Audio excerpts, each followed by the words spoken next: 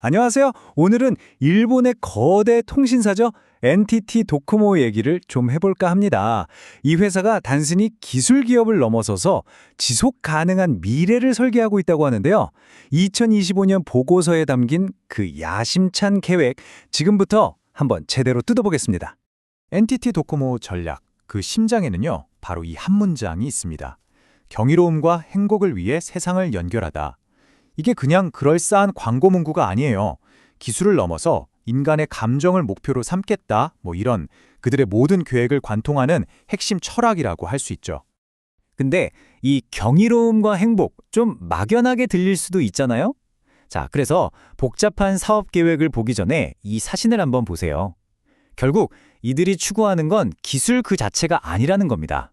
기술이 만들어낼 수 있는 바로 이런 인간적인 연결, 따뜻한 순간인 거죠. 자, 그럼 첫 번째로 그들의 비전부터 살펴볼게요.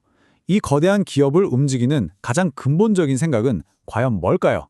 네, 이 비전은요, 단순히 통신망 더 빨리 깔겠다, 이런 얘기가 아닙니다. 소비자, 기업, 파트너, 그리고 지역사회까지 이 모든 걸 연결해서 이전에는 없던 새로운 가치를 만들겠다는 선언에 가까워요. 예를 들면 멀리 떨어진 시골 농장하고 도시의 소비자를 기술로 바로 연결해주는 그런 그림을 그리는 거죠. 자, 이렇게 원대한 비전. 그럼 이걸 어떻게 현실로 만들까요? 두 번째 섹션에서는 그들의 구체적인 실행 계획, 즉 그 방법을 한번 들여다보겠습니다. 이게 바로 그들의 5단계 중기 전략인데요. 흐름을 한번 보세요. 되게 체계적입니다. 먼저 통신이라는 핵심 사업을 아주 튼튼하게 다지고 그 기반 위에서 스마트 라이프랑 기업 비즈니스, 이 두 개의 새로운 성장 엔진을 키우는 겁니다.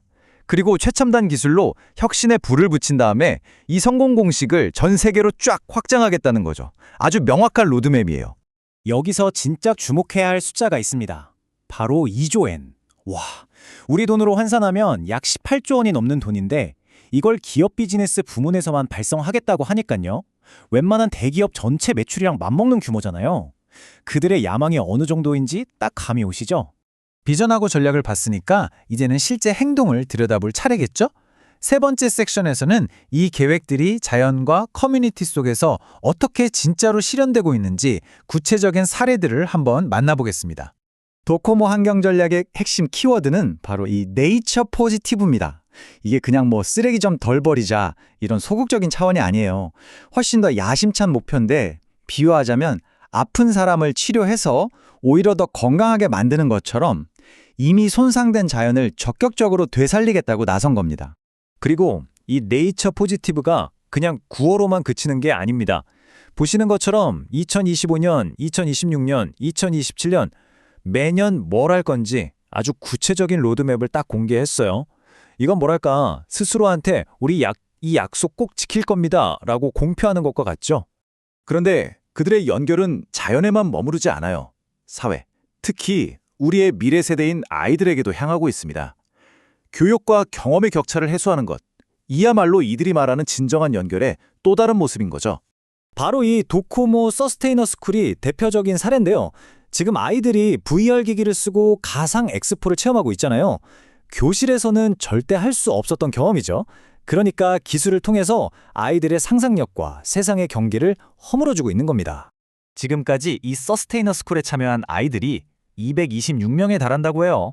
어찌 보면 작은 숫자처럼 보일 수도 있지만 이 아이들 한 명 한 명에게는 새로운 세상을 여는 정말 소중한 경험이 되지 않았을까요? 커뮤니티와의 연결은 사실 평온할 때보다는 위기 상황에서 그 진가가 드러나잖아요. 통신망이 그야말로 생명선이 되는 재난 상황에서 이들은 과연 어떤 역할을 할까요? 이 사진을 보면 딱 알 수 있어요.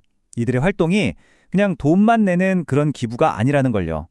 직원들이 직접 팔을 걷어붙이고 재해 현장에서 땀 흘리는 이 모습, 이것이야말로 연결이라는 가치를 행동으로 보여주는 가장 진정성 있는 방식이 아닐까 싶습니다. 그래서 핵심은 바로 이 숫자입니다. 노토 지역 한 곳에만 400명이 넘는 직원 자원봉사자를 파견했다고 하니까 정말 헌신적인 노력이 어느 정도인지 알 수 있겠죠? 자, 이제 마지막 네 번째 섹션입니다.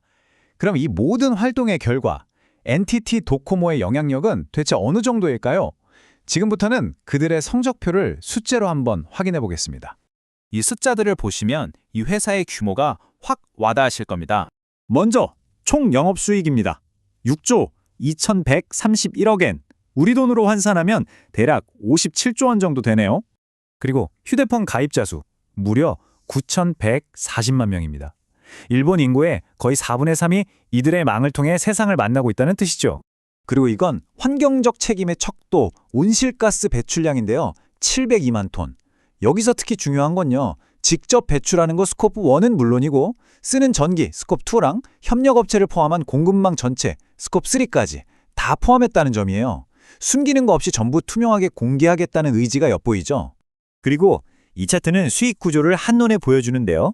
역시 전통적인 통신 사업이 여전히 가장 큰 기둥이긴 하지만 그 뒤를 기업 비즈니스와 스마트 라이프 사업이 바짝 쫓으면서 성장을 이끌고 있다는 걸 확실히 알 수 있습니다. NTT 도코모의 사례는 결국 우리에게 이런 질문을 던지는 것 같아요.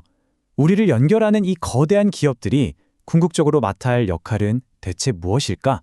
단순히 기술을 파는 것을 넘어서 사람들의 행복까지 책임지겠다고 선언했는데 여러분은 어떻게 생각하시나요? 지금까지 NTT 도코모의 미래 전략을 함께 살펴봤습니다.